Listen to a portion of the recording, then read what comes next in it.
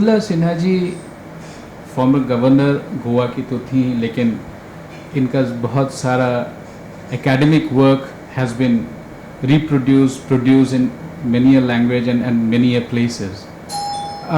Ma'am, अभी आप फ़िलहाल क्या लिख रही हैं, और यदि आप उस पर संदर्भ डालना चाहें। और आपके उपन्यास मुझे याद है गोवा फिल्म फेस्टिवल में भी उसका अनावरण हुआ था और बहुत चर्चा में था।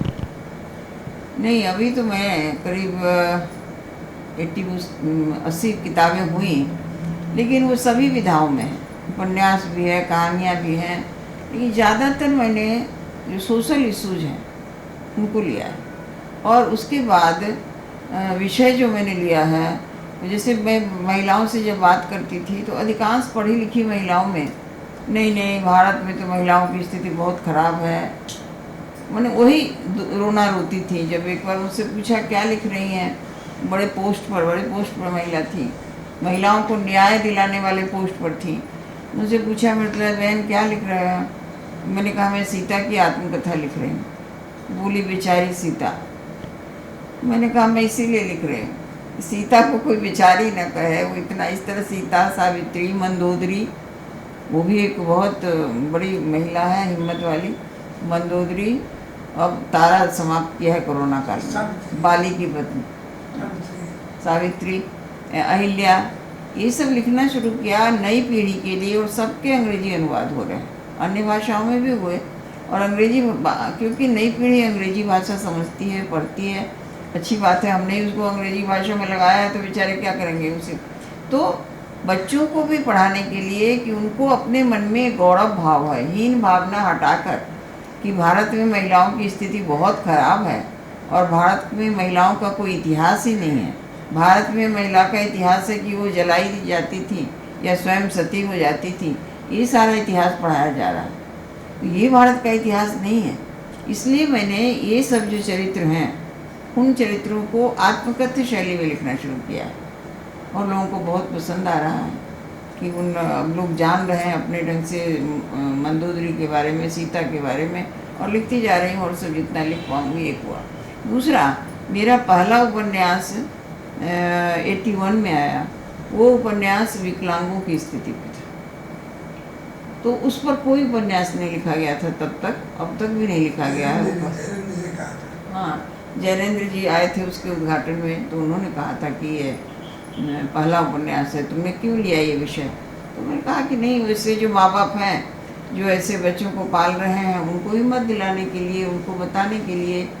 लेकिन वो कई यूनिवर्सिटी में लगी हुई है। ज्यों मेहंदी को रंग, अंग्रेजी में अनुवाद था, इन्होंने किया था सॉफ्ट्स दैट ब्लू, तो कई भाषाओं में अनुवाद हुए उसके। तो एक साहित्य, एक ऐसी कथा, प्रेम कथा, डाइवोर्स की कथा, ये आजकल जो विषय सब चल रहे हैं, वो इसके लिए मैं साहित्य रचना नहीं कर रही। कुछ दे पाऊँ समाज को, कुछ ऐसे साहित्य जो लोगों को मार्गदर्शन भी करें, कैसे जीना, क्या करना।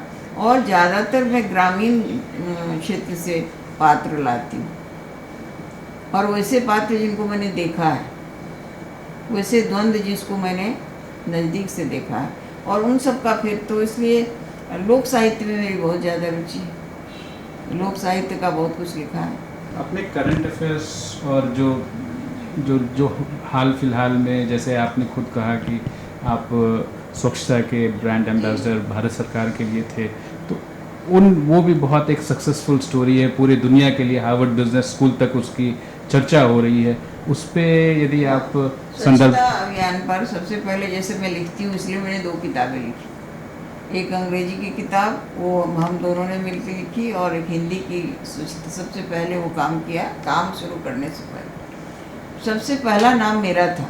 उनके जो नवरत्न थे उसमें उन्होंने मृदुला सिन्हा नाम लिख दिया। मैं बाद में सोचने लगी कि आखिर मेरी उम्र को भी देखते हुए जैसे भी मेरा ही नाम क्यों लिया, बहुत यंग गवर्नर सब भी थे, क्या हुआ। तो मुझे ध्यान आया कि मैं महिला मोर्चा का काम करते हुए, केंद्रीय समाज कल्याण बोर्ड की अध्यक्ष रहते हुए, बहुत सारे इनोवेटिव किया। और वो 80s में बहुत सारे इनोवेटिव काम किया, बहुत, जिसकी गिनती कराने लगे तो 2 दिन बीतेगा। तो वो, लेकिन सब बुक में आ गए हैं। तो उसमें एक मैं अटल बिहारी वाजपेयी जी से डिस्कस करती थी, कोई नया आइडिया आता था मन में तो, और दूसरा मैं नरेंद्र भाई से डिस्कस करती थी। नया आइडिया आया तो फिर कभी कभी चुप हो जाते थे, तो मैं कहती आप बोलते क्यों नहीं, मैं भी तो अच्छा अच्छा काम करती हूँ। तो बोलते हंसने लगते थे दीदी। तो इसलिए मैंने सोचा कि इसीलिए उन्होंने किया हो, और इसलिए मैंने पूरी शक्ति लगाकर वहाँ गोवा में और गोवा से बाहर भी, ऐसा नहीं केवल गोवा तक हमने सीमित रखा, हर स्टेट में हमारे हमने दूत ये किया, और सब मैं ये लोगों से। कहूँगा मैम कि if I take liberty out of that कि गोवा के शहर अब ऊपर के अग्रणी के नंबर्स में आते हैं, स्वच्छता के नंबर्स में। बहुत स्वच्छता के लिए बहुत काम किया वहाँ, कई ग्रुप बनाए। सबसे पहले हमने कहा कि भाषण दे दो और काम कर लो, नहीं। जैसे कि हमने एक बिल्डर्स को बुलाया, मान लीजिए, वैसे हमारे 27 ग्रुप्स हो गए छोटे से राज्य में, बिल्डर्स को बुलाया। अब बिल्डर्स के लिए हम भाषण दे दें स्वच्छता अभियान पर, नहीं चलेगा। जितने को बुलाया था मैंने 3 काम दिया, बस आपको इतना ही करना है। उसी तरह से जो भी अलग अलग क्षेत्र के लोगों को बुलाया, प्रिंसिपल्स को बुलाया, बच्चों को बुलाया, सभी सरकारी अधिकारियों को बुलाया, सबको 3 ही काम देती थी। बहुत ज़्यादा काम नहीं था, और जो करणीय था पूरी यूनिवर्सिटी को लगा दिया था। बहुत अच्छा काम हुआ, और उसमें नाम भी हुआ, लोगों ने उसको एक्सेप्ट किया। तो वो हार्वर्ड बिजनेस स्कूल के स्टडी में बुक में आ गई। बहुत बढ़िया। अच्छा, ये कल मैंने लिखा है इस कोरोना में कि ये जो स्वच्छता अभियान, एक व्यक्ति है, पात्र है, जो कह रहा है कि ये स्वच्छता अभियान 5 साल पहले शुरू हुआ ना, ये बहुत काम कर रहा है कोरोना पे। क्योंकि ये जैसे लगा कि इसकी तैयारी के लिए हो रहा था कि कैसी बीमारी आने वाली है जिसमें छुआछूत ना हो, इतनी स्वच्छता, दूरी मेंटेन करो, सब कुछ। तो स्वच्छता में सब कुछ आता है। तो स्वच्छता अभियान बहुत बड़ा अभियान है, अभी भी चल रहा है, और ये बहुत लोगों को जीवन में बदलाव लाया है। मैम, ट्रिपल तलाक पे भी भारत सरकार ने एक बहुत ऐतिहासिक डिसीजन लिया। क्या आपको लगता है कि ये नारी कुलन जो एक व्यवस्था में एक समानांतर चल रहा था, अब शायद उससे निजात मिलेगा? और दूसरा कि आप उस पर भी कुछ रचना भविष्य में? पिछले 40 वर्षों से मैंने यूनिफॉर्म सिविल कोड को विषय को अपने हाथ में लिया था, 40 वर्षों से। और एक बार हमने बहुत 1000 या 2000, अभी ठीक से याद नहीं है, उसकी रिपोर्ट है हमारे पास, कि इतनी महिलाओं से, मुस्लिम महिलाओं से पूछ के आओ। और अरुण जेटली से डिस्कस करके हमने 5 प्रश्न बनाए थे। उन 5 प्रश्नों का उनको जवाब देना था, एक एक महिलाओं को अलग अलग। अब वो प्रश्न थे, क्या आप त्रिपुल तलाक चाहती हैं? क्या आप पुरुषों की 4 विवाह चाहती हैं? क्या आप महिलाएं बच्चों को गोद लें चाहती हैं? क्या प्रॉपर्टी के इसमें अपना बराबर का हिस्सा चाहती हैं? वही सब था जो आपको इसमें आएगा, डिस्कस होगा जब। अब तो वही बच गया है ना, बहुत कुछ हो गया। 5 चीज़ें थी उसमें, ये यूनिफॉर्म सिविल कोड। दूसरी बात कि जब मैं बहुत दिन से, इसलिए मैं जानती थी, बहुत लोग नहीं जानते हैं, बहुत गवर्नर हुए चाहे किसी पोस्ट, मैं जानती थी कि गोवा में समान नागरिक संहिता है, वहाँ ट्रिपल तलाक नहीं है, ये नहीं। बहुत महिलाएं सब मिलजुल के सब बड़े खुश हैं, एक स्टेटस है सभी महिलाओं को। तो ये तो मैं जानती थी, इसलिए जब मैंने शपथ ग्रहण किया तो तुरंत पूछा मुझसे किसी पत्रकार ने कि आप यहाँ आई हैं, विमेन एक्टिविस्ट रही हैं, तो आप क्या क्या करेंगे? तो मेरे मुख्यमंत्री ने उनको इशारा किया कि अभी तो आई हैं, अभी शपथ ग्रहण किया, अभी से क्यों पूछने लगे? मैंने कहा नहीं, ठीक है, पूछ लीजिए। तो मैंने कहा ये तो मैं सोच के आई कि ये जितनी भी महिलाएं हैं, हिंदू, मुस्लिम, सिख, जो भी ईसाई हैं, सभी को अलग अलग ग्रुप को बुलाकर, बहुत बढ़िया, उसकी रिपोर्ट हमारी तैयार है, अभी दे दूंगी आपको, देखिए। तो इतनी अच्छी रिपोर्ट है, और तभी मैंने ट्रिपल तलाक को, जैसे गोवा में है ही नहीं, उसकी चर्चा ही नहीं होती वहाँ उसी उनके समय से ही जो पुर्तगाली लोग थे उन्होंने वो कानून रखा हुआ था, गोवा में है और कहीं नहीं। तो उसके अंदर है बराबरी का जो भाव है, जो चीज़ करते हैं वो, उसमें ये बहुत ज़्यादा बाधक है ये चीज़। और महिलाएं बहुत प्रताड़ित भी थी, दुखी भी थी। तो ये हुआ और मैंने बाद में रविशंकर जी को कहा कि अच्छा मैंने आपको रिपोर्ट दे दिया तो पहला काम आपने ही किया है। तो बोले नहीं नहीं। मैंने कहा चलिए सब लोग मिलके करता है, तो इसलिए इसको इस पर होना चाहिए। तो आपके यदि मैं ये कहूँ कि आपके जो प्रैक्टिकल वर्क थे वो बुक में ट्रांसलेट होती रही हैं, सारे इतने रिपोर्ट हमारे साथ आए हैं, सबको हमने कर दिया और हम भेजते रहे। जब मैंने ये यूनिफॉर्म सिविल कोड की रिपोर्ट सारे जो देश भर में ये संस्थाएं हैं, इंग्लिश भी है, हिंदी भी है, लॉ की संस्थाएं हैं बड़ी बड़ी, इतनी अच्छी चिट्ठियाँ उन लोगों को आई कि बहुत ही बढ़िया रिपोर्ट है। 1 to 1 ऐसा आमने सामने सबसे पूछा ना, सबके छापे उसमें। आखिरी में ये पूछूं यदि कि आगे और क्या लिखने की ख्वाहिश है या किन विषयों पे आप काम कर पा रही हैं इस वक्त? देखिए अभी तो मैं कोरोना का लिख रही हूँ और ये उपन्यास पूरा हो जाएगा, 3-4 दिन में पूरा होगा। बोले कई बार रिवाइज करना पड़ता है, वो सब होगा। लेकिन आगे के लिए मैंने कोई अभी ऐसा विषय चुना नहीं है। बहुत सारे विषय आ रहे हैं, कोई ध्यान में आ जाए। ज़्यादातर तो सोशल इशूज जो हैं उन्हीं पर विषय पर लिखती हूँ। और जैसे मैंने कहा कि ऐसी जो महिलाएं थी अपने इतिहास में हैं, उनका आत्मकथ्य शैली में जो मैं लिख रही हूँ। अभी तारा ख़त्म किया है, बाली की पत्नी। अब उसके बारे में लोग जानते ही नहीं, और सबने रामचरितमानस में उसकी प्रशंसा की, उसकी बुद्धि की प्रशंसा की है, उसकी व्यवहारिकता को प्रशंसा की। आखिर आज हमारी महिलाओं को क्या चाहिए?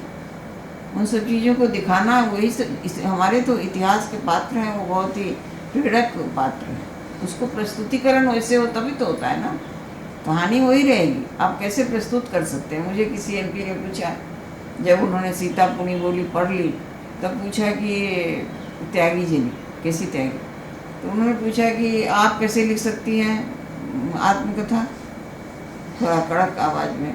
मुझे बहुत रिस्पेक्ट करते हैं, तो आप आत्मकथा कैसे लिख सकती हैं? तो मैं पॉज के साथ मैंने कहा, मैं सीता हूँ, मैं मिथिला की बेटी हूँ और मैं सीता हूँ। तो वो बहुत देर तक मुझे देखते रह गए। बहुत, मैंने कहा देखो हर महिला में सीता का थोड़ा थोड़ा अंश है और हर पुरुष में राम का अंश है। राम के व्यवहार हम देखते हैं रामायण पर, तो क्या लगता नहीं है अपने गांव में आपका सबका वैसा व्यवहार कहीं कहीं अपने पारिवारिक जीवन में वैसे ही होता है ना। शायद यही वजह है कि हम उनसे रिलेट कर रहे हैं और करोड़ों की तादाद में लोग उससे रिलेट करते हैं सब जगह देश दुनिया में।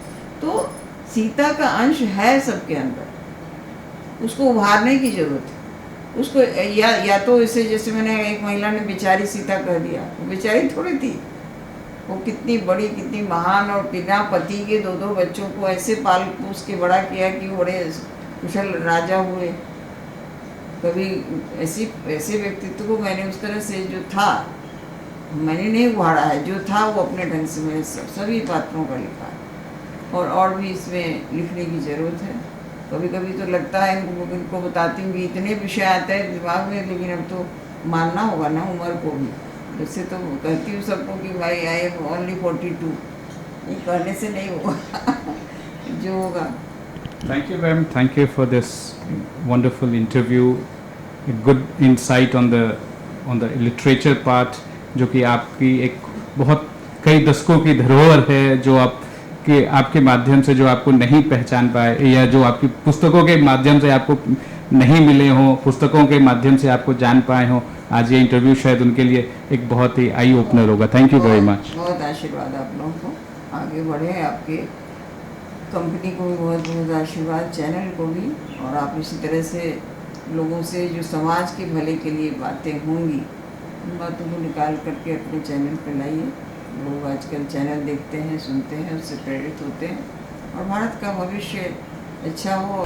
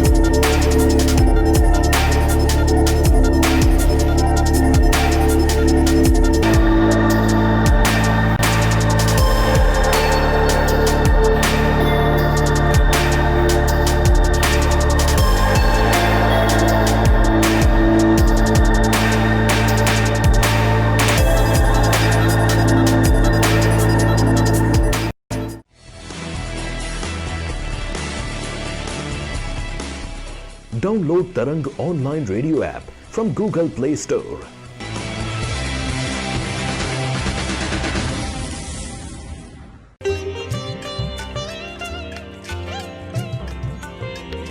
You are listening to Tarang Devotional Online Radio.